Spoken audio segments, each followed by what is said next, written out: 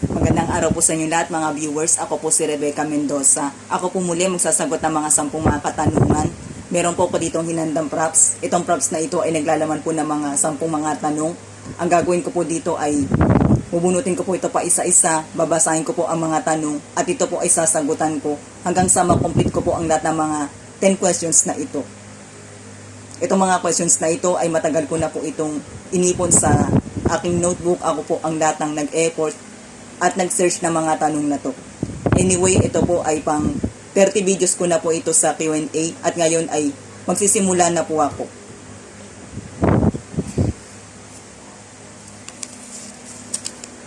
Naniniwala ka ba sa swertihan?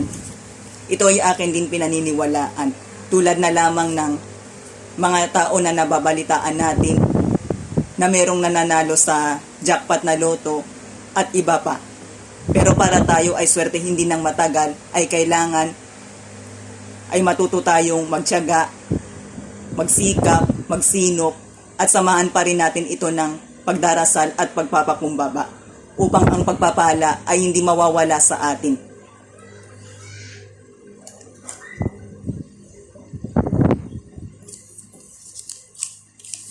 Posible ba na ang kasalanan ng magulang ay magiging kasalanan na rin ng anak?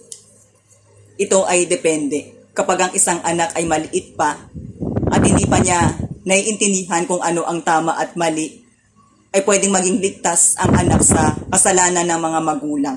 Pero kapag ang isang anak ay malaki na, nasa hustong gulang na, at naiintindihan niya na kung ano ang tama at mali,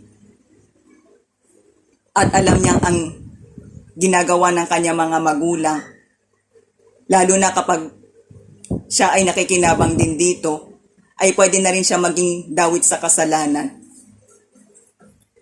At lalo pa kung siya ay nakikinabang din sa kasalanan na ginagawa ng magulang, kung ito ay merong kinalaman sa pagnanakaw o iba pa.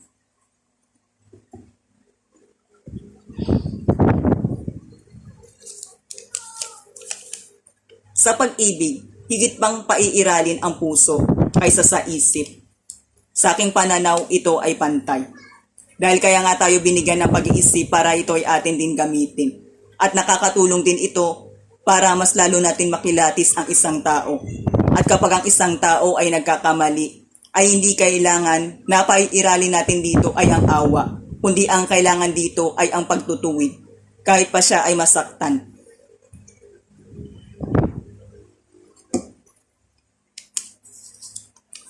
Ano ang gagawin mo kapag ang taong naka-offense sa iyo ay tila walang planong makipag-ayos? Hindi ko na lang siya pipilitin na makipagkasundo sa akin. At hanggat maaari ay iiwasan ko na lang siya para hindi kami mas magkakasakitan at magkakagulo.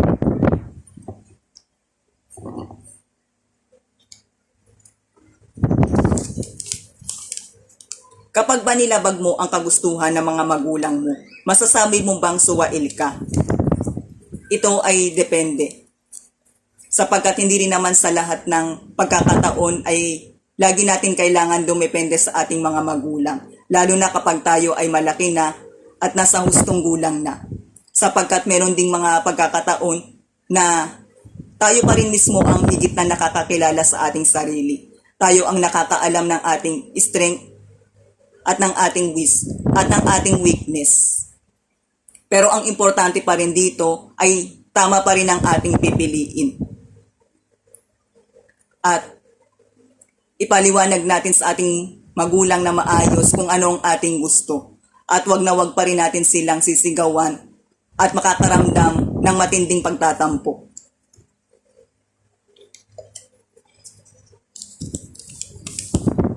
Bakit hindi dapat idaan sa social media ang iyong mga personal na issue? Una ay para maprotektahan ko rin ang aking sarili. Pangalawa, kung ito naman ay pang personal kong buhay at hindi ko sila in-involve sa aking pagkakamali, ay wala na silang kinalaman dito. Kung di ang merong kinalaman dito ay ako. At ako rin ang merong accountable na mag-ayos at magtama nito. At ito ay dadaanin ko sa tamang aksyon.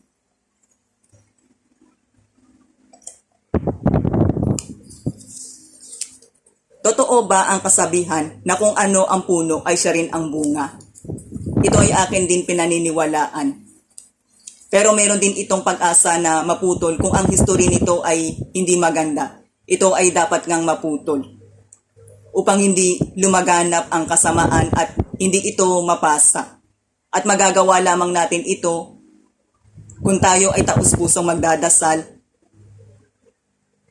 maghahanap ng katotohanan, at sisikapin natin na magbago.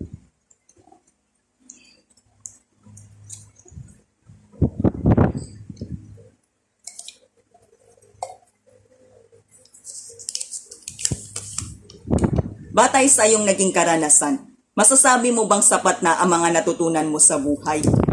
Batay sa aking mga naging karanasan, masasabi ko na marami na rin ako mga natutunan sa buhay. Pero hindi ko masasabi na 100% ng aking natutunan. Dahil habang tayo ay nabubuhay, ay lagi natin kailangan ang mag-improve. At kahit tayo ay magaling na, ay importante pa rin na tayo ay palagi pa rin nagtatanong at laging nakikinig upang tayo ay mas lalo pang matututo.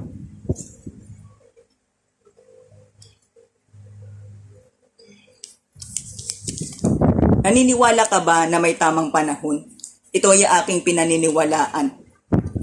Pero kahit merong tamang panahon, ay kailangan pa rin nating kumilos at gumawa hanggang tayo ay merong pagkakataon para mas dumating din sa atin agad ang tamang panahon para sa atin.